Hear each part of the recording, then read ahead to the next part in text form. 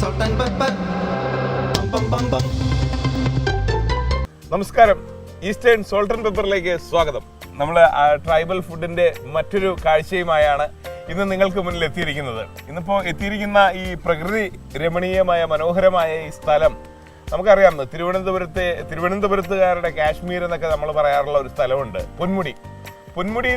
പൊന്മുടി പോകുന്ന വഴിക്ക് തന്നെ കല്ലാറ് കണ്ടുകൊണ്ടാണ്, കല്ലാറിലെ തണുത്ത വെള്ളത്തിലല്ലേ കാലൊക്കെ നനച്ചുകൊണ്ടാണ് ഇവിടുത്തെ ടൂറിസ്റ്റുകളെല്ലാം അങ്ങോട്ട് പോകുന്നത്. കല്ലാറിന്റെ ഏറ്റവും മനോഹരമായ ഒരു സ്പോട്ടാണ് മീൻമുട്ടി. മീൻമുട്ടിയിൽ ഒരു ചെറിയ വെള്ളച്ചാട്ടവും ഒക്കെ ഉണ്ട്. അപ്പോൾ ഈ മീൻമുട്ടിയുടെ അടുത്തുള്ള ഒരു പ്രദേശത്താണ് നമ്മൾ നിൽക്കുന്നത്. കറക്റ്റ് മീൻമുട്ടി അല്ല ഈ കാണുന്നത്.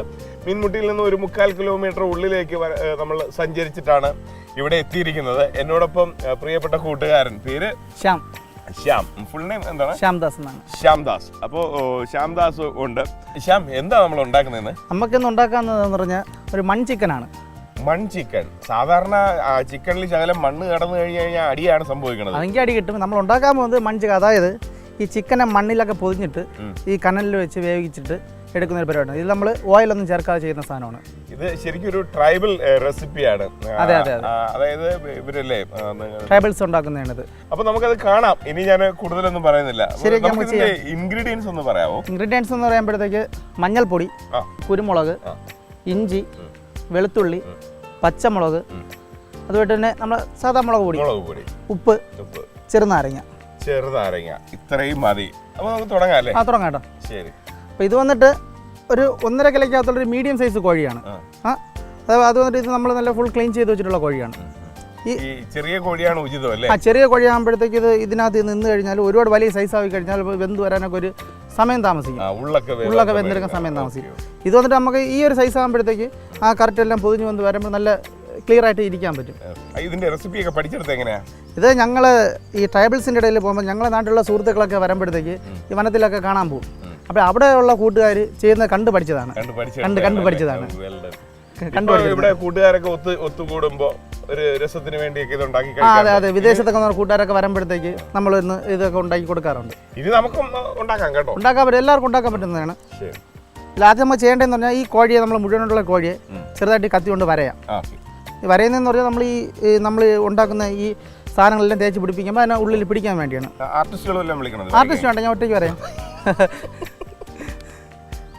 ഇങ്ങനെ വരഞ്ഞ് അതൊരു കലാപരമായിട്ട് തന്നെ. നിങ്ങൾ കലാകാരൻ തന്നെയല്ലേ? കലാകാരനാണ്, ആരും അംഗീകരിക്കാറില്ല. എന്തൊക്കെയാ എഴുതണം നിങ്ങൾ?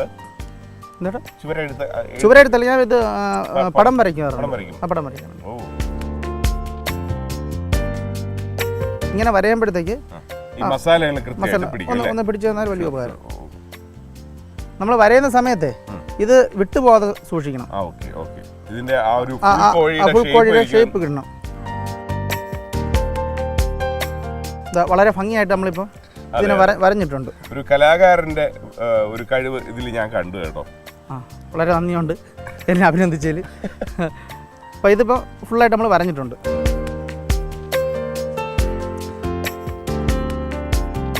ചേട്ടാ, അടുത്ത് നമുക്ക് ഈ മസാലകൾ നമുക്കൊന്ന് മിക്സ് ചെയ്യാം. ആദ്യം എന്ന് പറയുന്നത് നമുക്ക് മഞ്ഞൾപ്പൊടി. മഞ്ഞൾപ്പൊടി ഈ ഒരു കോഴിയുടെ സൈസിനാണ് നമ്മൾ എടുത്തിട്ടുള്ളത്. ഇത്രയും വേണ്ട. കോഴിയുടെ സൈസിന് മഞ്ഞൾപ്പൊടി എടുത്തെന്ന് പറഞ്ഞാൽ കോഴി സൈസിന് പറഞ്ഞാൽ നമ്മുടെ അളവ് അറിയാമല്ലോ, കോഴിക്ക് തേക്കാനുള്ള അളവ്. ഇത് വന്നിട്ട് വെളുത്തുള്ളിയാണ്. വെളുത്തുള്ളി നല്ല കല്ലിൽ ചതച്ചെടുത്ത വെളുത്തുള്ളിയാണ്. ഇത് വന്നിട്ട് ഒരു 7 ടല്ലി വരും. നമ്മൾ ഒരു തുടം വെളുത്തുള്ളി എന്നൊക്കെ പറയില്ലേ, അതുപോലെ അത്രയും വെളുത്തുള്ളി. ഇതാണ് ഞാൻ ചാണ്ട് പറഞ്ഞത്. നമ്മളെ ഇതൊക്കെ ഈ വനമേഖലയിലുള്ള ഇഞ്ചിയാണ്. ഇതിന് പ്രത്യേകം ഇതിൽ വളങ്ങളൊന്നും സാധാരണ ഈ ഇഞ്ചിയിൽ വളം ഇടാറില്ല, എങ്കിലും ഇതിൽ ഒരു തരത്തിലുള്ള വളങ്ങളും വരാത്ത സാധനമാണ്. അത് നമ്മൾ ആ വെളുത്തുള്ളി എടുത്തതിൻ്റെ ആ ഒരു അളവിന് തന്നെ ഇഞ്ചി എടുത്തിട്ടുണ്ട്. നമ്മൾ ഇങ്ങനെ കൈ കൊണ്ട് ഇങ്ങനെ പിടിച്ചെടുക്കുന്ന ഒരു കൊത്ത്. ഇതുകൊണ്ട് കുരുമുളക്. ഇത് കണ്ടപ്പോൾ തന്നെയാണ് നമുക്ക് നല്ല ക്രിസ്പി ആയിട്ട് ഇരിപ്പുണ്ട്. അത് തീരെ അങ്ങ് പൗഡറായിട്ട് പോയിട്ടില്ല. ആ രീതിയിലാണ് ചെയ്തിട്ടുള്ളത്. ഒരു സ്പൂൺ അളവിന് കുരുമുളക് ഇട്ടിട്ടുണ്ട്. വിരലിലെടുത്തിട്ട് നമുക്ക് അളവ് പറയാൻ പറ്റില്ല. പിന്നെ വനത്തിലുണ്ടാക്കുന്നതിന് നമുക്ക് പ്രത്യേകിച്ച് സ്പൂണ് അങ്ങനെ ഒരു അളവ് പോലൊന്നുമില്ല. നമ്മളൊരു ഇടുന്ന കൈപുണ്യം എന്ന് പറയും പോലെ ആ രീതിയിലാണ് ചെയ്യുന്നത്. ഇത് വന്നിട്ട് പച്ചമുളക്. ഇതും ഈ മേഖല ചതച്ച പച്ചമുളകാണ്. നമ്മൾ ഈ മേഖലയിലുള്ള പച്ചമുളകാണ്. ഇതൊന്നും മിക്സിയിലോ ഒന്നും നമ്മൾ ചതയ്ക്കുന്നില്ല. എല്ലാം കല്ലിൽ ചതച്ചിരിക്കുന്ന സംഭവങ്ങളാണ്. സാധാ കല്ലിൽ ചതച്ചെടുക്കുന്ന സംഭവമാണ്. ഇതൊരു 6 പച്ചമുളകുണ്ട്. നമ്മളതിലൊരു 4 എണ്ണത്തിൻ്റെ സൈസിനുള്ളത് ഇതിലിട്ടിട്ടുണ്ട്. ഓക്കെ. ഇതാണ് മെയിൻ മുളക് പൊടി. മുളക് പൊടി എന്ന് പറയുമ്പോഴത്തേക്ക് കവർ മുളക് പൊടിയല്ല, സാധാ മുളക് വാങ്ങിച്ചിട്ട് ആ മുളക് പൊടിച്ചതാണ്. ആ മില്ലിൽ കൊടുത്ത് പൊടിച്ചിട്ട് ആ മുളക് പൊടിയാണ് മുളക്. അപ്പോൾ ഈ ഒരുപാട് വിദേശികൾ ഇതൊക്കെ പ്രോഗ്രാമൊക്കെ കണ്ടിട്ട് വിദേശ മലയാളികൾ അവരുടെ ഒരുപാട് ഫോറിനേഴ്സൊക്കെ ഇത് കാണാറുണ്ടെന്നൊക്കെ പറഞ്ഞ് വിളിക്കാറുണ്ട്. അപ്പോൾ അവർക്ക് വേണ്ടി പറയാണ്, നമ്മൾ മലയാളികൾ ഇത്തിരി എരിവൊക്കെ കൂടുതൽ കഴിക്കുന്ന ആൾക്കാരാണ് കേട്ടോ. നിങ്ങൾ ഇത് ട്രൈ ചെയ്യുമ്പോൾ നിങ്ങൾക്ക് എരിവ് ഇത്രയും ചേർക്കണ്ടെങ്കിൽ നിങ്ങൾ അത് കണക്കാക്കി നിങ്ങൾ എരിവ് ഉപയോഗിച്ചാൽ മതി. ഇത് നല്ലൊരു സ്പൈസിയാണ്, യഥാർത്ഥം നല്ല സ്പൈസിയാണ്. അതായത് നമ്മൾ വേറെ സോസും അങ്ങനെയുള്ള സാധനങ്ങൾ ഇതിൽ ആഡ് ചെയ്യുന്നതല്ല, അത് പ്രകൃതിയായിട്ടുള്ള സാധനം വെച്ചിട്ട് നല്ല എരിവും അത് എന്നാൽ നമ്മൾ ലെമൺ ചേർക്കുന്നുണ്ട്, നാരങ്ങ ചേർക്കുന്നുണ്ട്, അതിൻ്റെ ഒരു പുളിപ്പും എല്ലാം കൂടി വരുമ്പോൾ നല്ല രസമാണ്. അടുത്തത് മെയിനായിട്ടുള്ള സാധനം ഉപ്പ്. ഉപ്പിട്ടില്ലെങ്കിൽ പിന്നെ ഒരു കാര്യം നടക്കൂല. അടുത്ത് മെയിനായിട്ടുള്ളത് ഒരു നാരങ്ങയുടെ പകുതി നാരങ്ങ നമ്മൾ ഇതിലോട്ട്, നാരങ്ങയോടെ കൃഷി ചെയ്തല്ലേ കേട്ടോ,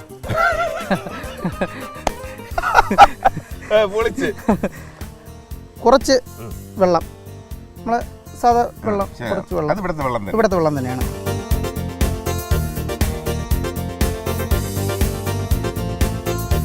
അപ്പോഴേ ഈ സാധനം, ഈ മസാല ചേട്ടൻ തന്നെ ജസ്റ്റ് ഒന്ന് ഉപ്പുണ്ടോ എന്നൊന്ന് നോക്ക്. കുറച്ച് നോക്കിയാൽ മതി. കുറച്ച് കപ്പ ഉണ്ടായിരുന്നെങ്കിൽ ഇത് ഈ മസാല വെച്ച് കപ്പ തിന്നായിരുന്നല്ലോ. വേറെയും പരിപാടിയുണ്ട്. ഉപ്പ് കറക്റ്റാണോ? കറക്റ്റാണ്.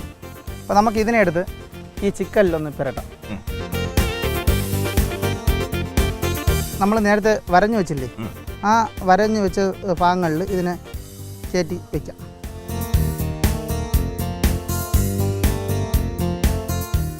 ഇത് കാണാൻ പറ്റുന്നുണ്ടോ? കാണാൻ പറ്റുന്നുണ്ട്. പിന്നെ ഉള്ളിലോട്ട് മസാല പിടിച്ചിട്ടുണ്ട്. അല്ലെങ്കിൽ നമ്മൾ പുറമേ മാത്രം ഇത് ഈ മസാല പിടിപ്പിച്ചു കഴിഞ്ഞാൽ നമ്മളിത് വെന്ത് വരുമ്പോഴത്തേക്കും അകത്ത് അത്ര ഇപ്പം പുറത്ത് മാത്രമേ ഫുള്ളും പൊള്ളയായിരിക്കും. അതൊരു നമുക്ക് വിശ്വസിക്കാൻ പറ്റില്ല.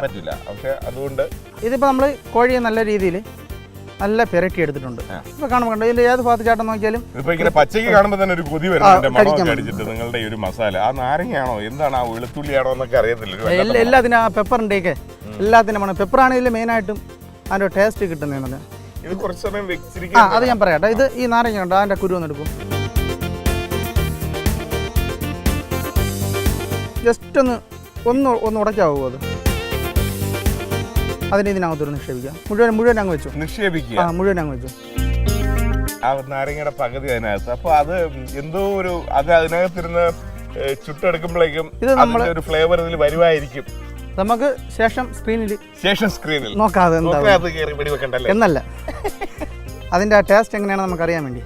അപ്പോൾ ഈ സാധനത്തിന് നമുക്ക് ഒരു അരമണിക്കൂർ, മാക്സിമം ഒരു അരമണിക്കൂർ നമ്മൾ ഈ വാഴയില നല്ല രീതിയിൽ തീയിൽ വാട്ടിയ ശേഷം ആ വാഴയിലയിൽ ഈ കോഴിയെ പൊതിഞ്ഞ് ഒരു അരമണിക്കൂർ നമ്മൾ വെക്കുമ്പോൾ ഈ മസാലകൾ കൃത്യമായിട്ട് ഇതിൽ പിടിക്കും. ഓക്കെ, അങ്ങനെ. അപ്പോൾ നമുക്ക് തീ ഉണ്ടാക്കാം. തീ ഉണ്ടാക്കാം. ഇത് അങ്ങോട്ട് സുരക്ഷിതമായിട്ട് വെച്ചോളൂ. അപ്പോൾ നമ്മൾ ഈ ആഴി തയ്യാറാക്കിയാണ്. കത്തിക്കുക അല്ലേ? അതെ. ഈ കത്തിക്കുക എന്നൊക്കെ പറഞ്ഞാൽ വനത്തിലാണ്. അപ്പോൾ ഒരു സൂക്ഷിച്ച് എപ്പോഴും സൂക്ഷിക്കണം.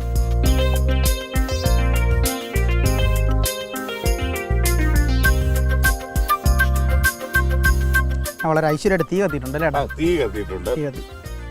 ഇനി നമുക്ക് ഇതിലോട്ട് കനല്, അത് ഈ ചിരട്ട കത്തിയ ശേഷമാണ് നമ്മൾ കനൽ ഇതിലോട്ട് നിക്ഷേപിക്കുന്നത്. ഇത് കനലാണ്. ഒന്ന് കത്തി വന്നതിന് ശേഷം ഈ കനലാണ് ശരിക്കും ഇതിനകത്ത് കിടന്ന് തീ നമുക്ക് തരേണ്ടത്.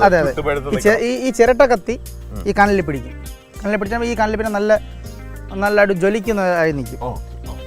ആഴി കത്തിച്ചെടുക്കുന്ന കുറെ കാഴ്ചകളാണ്, അത് നിങ്ങൾ കണ്ടോളൂ. ചേട്ടൻ തന്നെ എല്ലാം വാരി വെച്ച് കത്തിക്കുന്നുണ്ട്. നല്ലൊരു ആത്മാർത്ഥത. അതെ.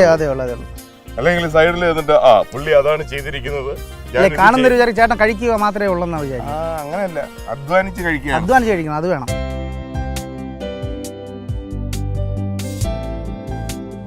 അങ്ങനെ ഒരു ഭഗീര പ്രയത്നത്തിനൊടുവിൽ കനൽ നമ്മൾ റെഡിയാക്കി എടുത്തു. അരമണിക്കൂറോളം നിന്ന് വീശിയും അല്ലേ ഒരുപാട് കാര്യങ്ങൾ ചെയ്യേണ്ടി വന്നു. ഇവിടെ അങ്ങനെ കനൽ റെഡി ആയിട്ടുണ്ട്. നല്ല ചൂടും കിട്ടി തുടങ്ങി. നിങ്ങൾ ഉണ്ടാക്കുമ്പോൾ ഈ കനൽ റെഡിയാക്കാൻ 2 കൂട്ടുകാരെ മാറ്റി വെക്കുന്നത് നല്ലതായിരിക്കും അല്ലേ? ഒരു 5-6 പേര് ചേർന്ന് ഉണ്ടാക്കുന്നതായിരിക്കും. ഒത്തൊരുമിച്ചാലേ ക്ലിയർ ആവുള്ളൂ. അതെ, ഒത്തുപിടിച്ചാൽ മലയും പോരും. അല്ല പിന്നെ. അപ്പോഴേ ഇനി എന്ത് ചെയ്യണം? നമുക്ക് അടുത്ത് നമ്മൾ ആ മസാലയൊക്കെ ചേർത്ത് ചിക്കൻ ഉണ്ടല്ലോ, അതിൽ ചെളി പൊതിയണം അല്ലേ? ചെളി പൊതിയില്ല. എല്ലാവരും ഇങ്ങനെ അന്തം വിട്ടിരിക്കുകയാണ്, ഇത്രയും നല്ല മസാലയൊക്കെ ചേർത്തിട്ട് മണ്ണുമായ രീതിയിൽ തേക്കുവാണോ? ആദ്യം നമ്മൾ വാഴയില, വാട്ടിയ വാഴയില അതിലാണ് ആദ്യം പൊതിയുന്നത്. ശരി ശരി. എന്നിട്ടാണ് ചെളി പൊതിയുന്നത്. ശരി, ആയിക്കോട്ടെ. ശരി. ഈ ചിക്കൻ നമുക്ക് വാഴയില പൊതിയാം. ഇതിൽ വെച്ചോളൂ. ഒരു വാഴയില നിൽക്കത്തില്ല. 2-3 വാഴയില ഞാൻ മാറ്റി വെച്ചിട്ടുണ്ട്, നിക്കത്തില്ല എന്ന് വിചാരിച്ചിട്ട്. ഇതിനിടയ്ക്ക് എവിടുന്ന ഇതൊരു കമ്പ് വന്നതെന്ന് അതുകൊണ്ട് കാര്യമുണ്ട് കേട്ടോ. ഇതൊരു മൺവെട്ടിയാണ്, ഇരിക്കണം, ആവശ്യമുണ്ട്. ഈ കനൽ കുറച്ച് ഇതിനകത്തുനിന്ന് വാരി എടുക്കേണ്ടി വരും, കൈകൊണ്ട് വരാൻ പറ്റത്തില്ലല്ലോ. പിടിച്ചോളൂ. വാഴയില വാട്ടിയെടുത്തില്ലെങ്കിൽ നമ്മളിങ്ങനെ പൊതിയാൻ പറ്റത്തില്ല, സംഭവം വാഴയില പൊട്ടിപ്പോവും. നമ്മൾ വെക്കുന്ന ചെളി മാംസത്തിൽ പറ്റും.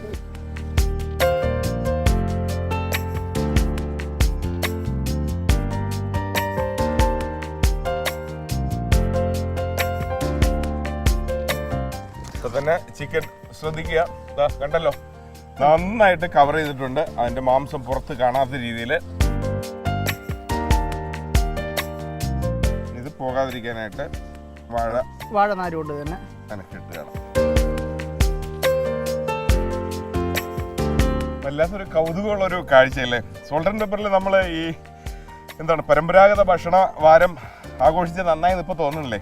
ഇപ്പോൾ നമ്മളെ കുഴിമൺ ചിക്കൻ ഏകദേശം പകുതിയോളം എത്തിയിട്ടുണ്ട്. കുഴിമന്തിയോ പറ്റിച്ച കുഴിമൺ ചിക്കൻ, കുഴിമൺ. ഇപ്പൊ കണ്ട നല്ലൊരു ചുമ്മാട് പോലെ തന്നെ ഇതായിട്ടുണ്ട്. ചുമ്മാടെന്ന് പറഞ്ഞു കഴിഞ്ഞാൽ നമ്മളിങ്ങനെ തലയിൽ വെച്ചിട്ട് ഇതിന്റെ മേളിൽ ഭാരമൊക്കെ വെക്കണം. ഇതിപ്പോ അങ്ങനെ വെച്ച് കഴിഞ്ഞാൽ ഇത് അൽഫാമായി മാറും. ശരി, അപ്പൊ ഇനി അടുത്താണ് ശ്രമകരമായ അടുത്ത ജോലി. അതെ, തീ കുറച്ച് ഈ കനലിൽ നമുക്ക് കുറച്ച് മാറ്റി ഒരു വെക്കണം. ആക്ച്വലി ഇതിനെ ബാഗ് ചെയ്യണം, കനലിൽ ചുറ്റും വന്ന് പൊതിയണം. അപ്പൊ കുറച്ച് കനല് നമുക്ക് കരുതേണ്ടതുണ്ട്. ചേട്ടൻ പോരും, ഞാൻ കോരണം? ചേട്ടൻ തന്നെ പോരും.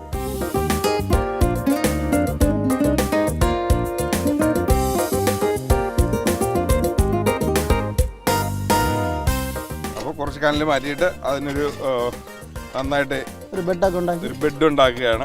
ഇത് 4 സൈഡും. അപ്പൊ ഇനി ഇത് മണ്ണ് ഇനി നമുക്ക് നമ്മൾ നേരത്തെ ഇവിടെ കുഴച്ചിട്ടുള്ള ചെളി, ഈ ചെളി എടുത്തിട്ട് ഇതിന്റെ പുറത്ത് നമുക്ക് പൊതിയണം. ഇത് നല്ല ആവി വരികയാണോ? ചെളി പൊതിയിട്ടേ ചേട്ടൻ പൊതി, ഞാൻ പൊതിയുന്നു. ഇല്ല, ചെളി അനിയൻ പൊതിഞ്ഞാൽ മതി, ചേട്ടൻ അത് പോയിക്കൊണ്ടിരിക്കാം. ശരി. ഇത് ശരിക്കും കറുത്ത മണ്ണ്, കളിമണ്ണാണല്ലേ? കളിമണ്ണ്. നമ്മൾ ഈ കണ്ടില്ലേ ഈ ആറിന്റെ സൈഡിലുള്ള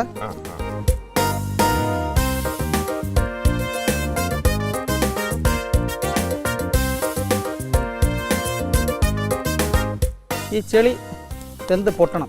ഓക്കെ, ഇത് നമുക്ക് അതിനകത്ത് വയ്ക്കാം. ശരി, ഐശ്വര്യമായിട്ട് വിളിച്ചു. തെങ്ങും തേയൊക്കെ നടുമ്പോൾ ഒരു രസമുള്ള കാഴ്ച തന്നെയല്ലേ. നമ്മൾ സോൾട്ട് ആൻഡ് പെപ്പറിൽ ഏതെല്ലാം രാജ്യത്തെ എന്തെല്ലാം സ്റ്റൈലിഷ് ഭക്ഷണങ്ങൾ പരിചയപ്പെട്ടിരിക്കണം. ഇതുപോലൊരു കാഴ്ച അല്ലേ.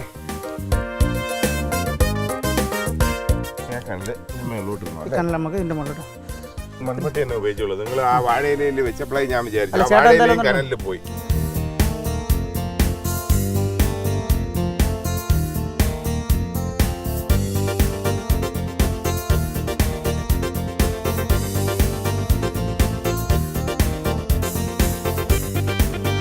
എന്തായാലും ഈ കൈ ഒന്ന് കഴുകാം. കൈ കഴുകിട്ട് വരും. അപ്പോഴേക്കും ഞാൻ ഈ കനലിലേക്ക് ഒന്ന് പുറത്ത് ഫില്ല് ചെയ്യാം, സഹായിക്കാം. ഞാനിത് പഠിച്ചു, എനിക്ക് ഇഷ്ടപ്പെട്ടു. കനലൊക്കെ ഞാൻ ഫില്ല് ചെയ്തിട്ടുണ്ട്. ഇനി നമുക്ക് കനലിനൊന്ന് ആളി കത്തിക്കണ്ടേ? പാത്രം ചെന്നു അവിടെ. പാത്രം വെച്ച് അങ്ങനെ കത്തിക്കും നമ്മൾ. പാത്രം വെച്ച്, അതാണ് ഞാനും ആലോചിക്കും. പാത്രം വെച്ച് എന്ത് ചെയ്യാം? ഇങ്ങനെ ഒന്ന് വീശി നോക്കാം, കത്തുമെന്നറിയാമല്ലോ. അതാണ്.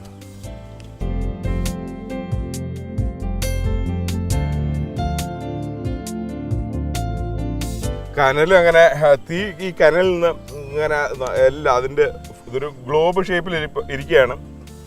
ഫുള്ളായിട്ട് തീ ഇങ്ങനെ കവർ ചെയ്ത് അതിനകത്തോട്ട് ഇറങ്ങുകയാണ്.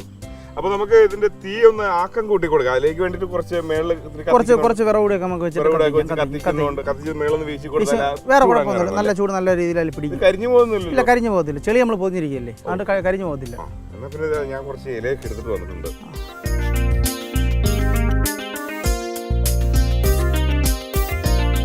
കുറച്ച് വിറവുകൂടിയൊക്കെ നമുക്ക് ഇറക്കി വയ്ക്കാം.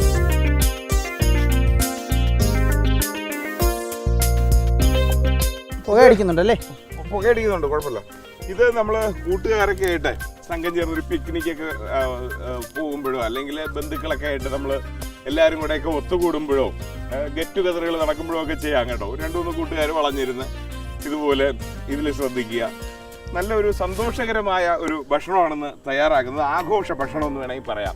അതെ, മഡ് ചിക്കൻ അല്ലേ? മഡ് ചിക്കൻ അല്ലെങ്കിൽ കുഴിമൺ ചിക്കൻ.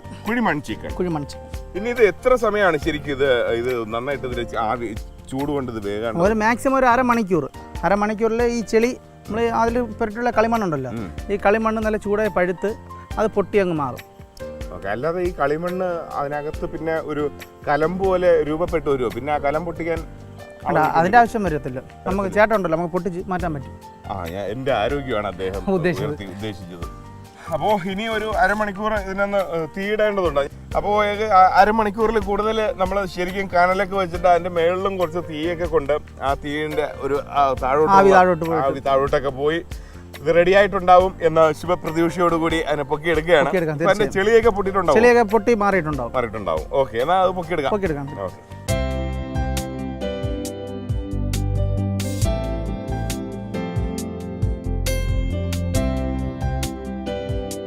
ഇതിന്റെ മണ്ണൊക്കെ പൊട്ടി മാറി റെഡി ആയിട്ട് എത്തിയിട്ടുണ്ട്. നമുക്ക് കാര്യം ചെയ്യാം, മണ്ണ് പറ്റണ്ട. ചാക്കിന്റെ മേളിൽ നോക്കാം.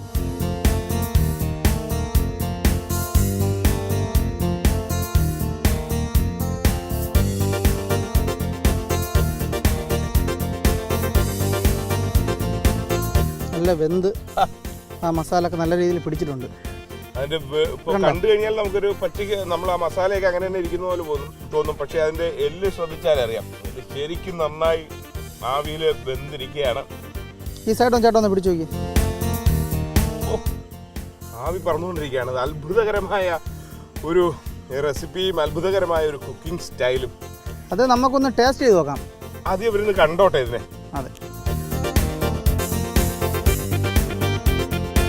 നമുക്കിനി എന്തായിരുന്നാലും ഇതിന്റെ രുചി ആസ്വദിക്കാം. ഇതിനകത്തൊരു നാരങ്ങയും വെച്ചിട്ടുണ്ട്. അപ്പൊ ഇതിന്റെ ഒരു ഇതെടുത്താൽ മതിയോ സൈഡ്? ഏത് പീസ് എടുത്താലും. എത്ര സിമ്പിൾ ആയിട്ട് ഞാൻ വെറുതെ ഒരു പഞ്ഞി എടുക്കുമ്പോഴാണ് എടുത്തത്. എന്തായിരുന്നാലും നമ്മളൊരു തുറസായ സ്ഥലത്ത് വെച്ച് കുക്ക് ചെയ്തതല്ലേ, ശകലം അങ്ങ് കളഞ്ഞേക്കാം. ഇനി ഇതിന്റെ ഒരു ടേസ്റ്റ്.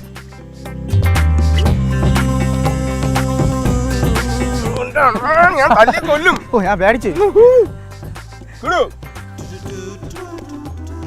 അകത്ത് വെച്ച് നാരങ്ങയുടെ ഒരു ഇതും ഉണ്ടല്ലോ, ഫ്ലേവർ വെളിയിലോട്ട് വരുന്നുണ്ട്.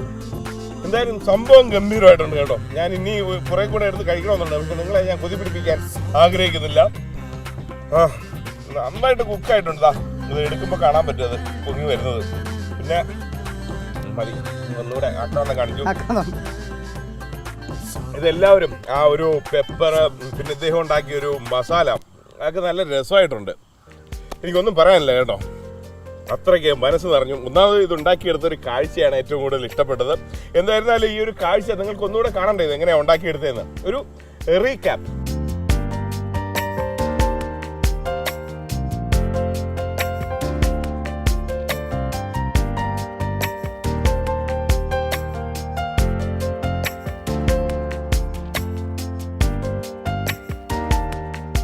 അപ്പോൾ എല്ലാവർക്കും ഇത് വാച്ച് ചെയ്തതിനും ഇത് തുടർന്ന് നിങ്ങൾ ട്രൈ ചെയ്ത് ഉണ്ടാക്കണം കേട്ടോ, അത് മാത്രമേ എനിക്ക് പറയാനുള്ളൂ.